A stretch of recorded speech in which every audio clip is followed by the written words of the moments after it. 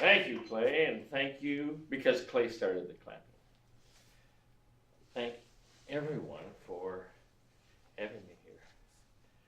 And on the last speech, we were talking about magic that happened to me.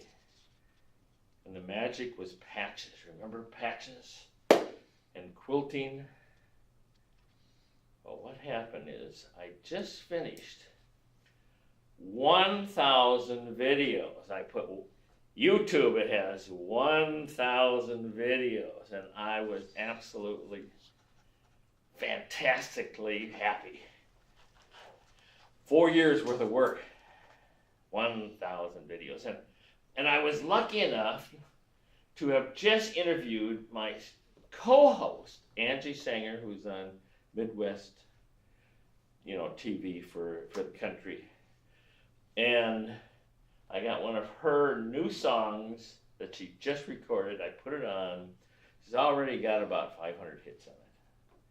It's just a fantastic song, and I got to do it for 1,000. I'm just thrilled.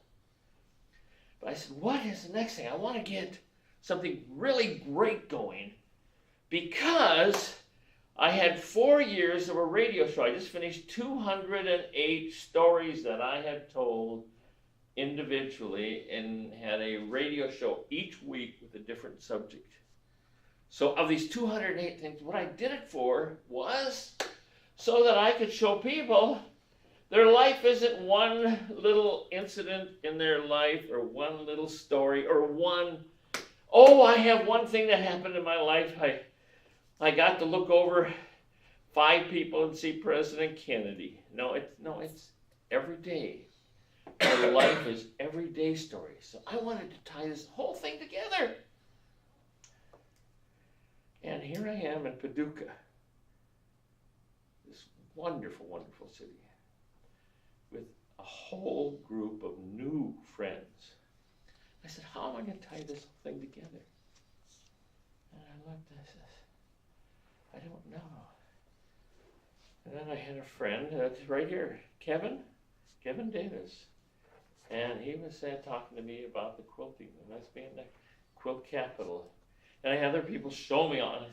And I sat with quilting, and I sat with my problem, and I was smart enough finally to pick it up, and I looked, what's a quilt? It's a story normally. Usually one quilt is one story. But I heard these special songs from really good friends, Pat Boylston and Terry Smith, and they talked about the quilt and the squares, each one of the squares being a story of their life, something that came out in their life. And I said, oh man, that's it. I can make each one a story. And I said, what would be a great word? I said, patches. Patches would be a great story. Oh, wow. So I'm tying this big, gigantic thing together. And Kevin has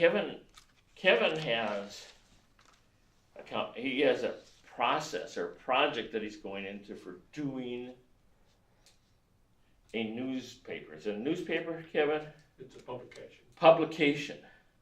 It's about the river. And I said, I got to tie a whole bunch of stuff together. How am I going to tie it? How am I going to tie all these little pieces together?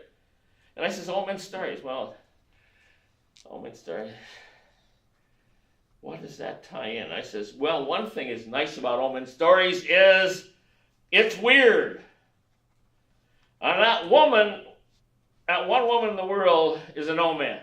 We're in a different part of the world. I mean, a different part of life now, and maybe I'm wrong, but I wasn't wrong a month ago.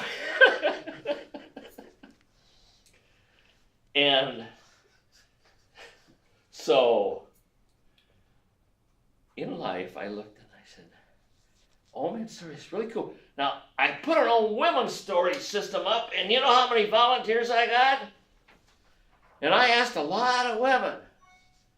I got 0. So Old Men Stories flies. And Old Men Stories is unique. No one really would say, oh, that's sort of it. Most of the guys I talk to don't want to be old men. I mean, I love being an old man. I think the old man is just the coolest. Because every guy here, and this is an older group, but every guy here was an old man to their first kid. Right? Even Brown, everyone was an old man to their kid. So everyone was an old man. So it's a relative term.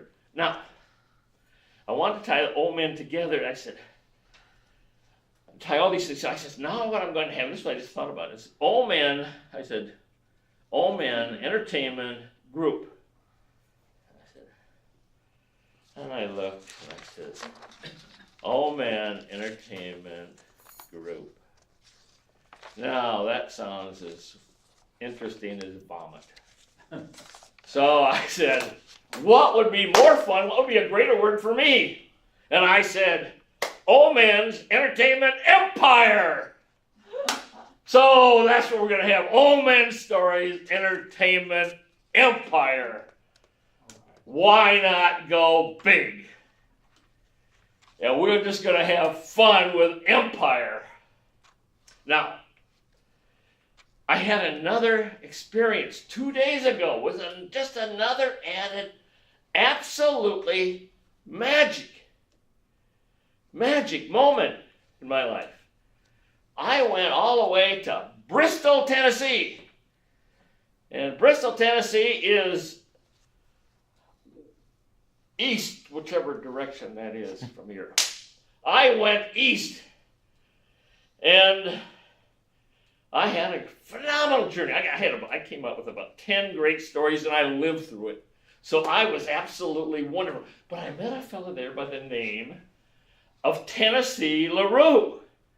Now, Tennessee sat and gave me a walking tour of Bristol, which is right on the border of Tennessee and Virginia. So I was walking one side. And walking together, and I was in 2 states right there, just sort of split. However, that's not the story. But we went to a restaurant. And we went to a restaurant called the Big Burger. And it's where, what's his name? What's the guy's name? I just lost it. Clay. Guy Farrow? No, the first artist. The achy breaky heart guy. Yeah, no. He was way back from the 50s. He had a junior. And I always Hank Williams. Hank Williams. Okay. I always forget it. He went to this restaurant. It was the last restaurant that he lived in. He was alive when the guy went in to get the hamburger for him. And when he came out to the car, he was dead. So I got to go see the death plays. So when we walked out of there, we walked around, and Tennessee had listened to my videos. And he one of the ones that actually listened to it, he listened to a bunch of my stories. He said, he came over, we started talking, he says, I knew all these guys. He said, I still know all of the greats. He said, I still go play with them. I said, wow, this is absolutely fantastic. He says, you know something, Roland? He said, I listened to your stories, he said, and you're the greatest storyteller in the world. I went, my jaw went down to the ground because I love telling stories. But the greatest storyteller in the world from an artist that's been around the world with all the greats, man, I had pride there, man. The chest went out a little. And I didn't tell him privately, but I thought, tell me more. I'm ready to listen. So we sat and did his songs. And he had 14 original songs that I recorded. I recorded the stuff before for our radio show, Old Man Stories Opry. And during that time, he said I was the greatest storyteller in the world at least 10 times. Man, I said, now I got something to live up to. Don't I, Clay? I'm looking at Clay Campbell here. And yeah, I got something to live up to. So that's one of the things. He said, I can just see it now with this single light coming down you on stage, and there you are with Fred. And Fred is my magic staff. He's a snake staff, and it's a magic story. And I can see you, and I can see us in the background singing this music. And then when we finish, we blare out with a absolutely trumpeting music, and that's what our show should be. I looked and I said, hey, the world has changed in one day. Thank you. There you go, Roland.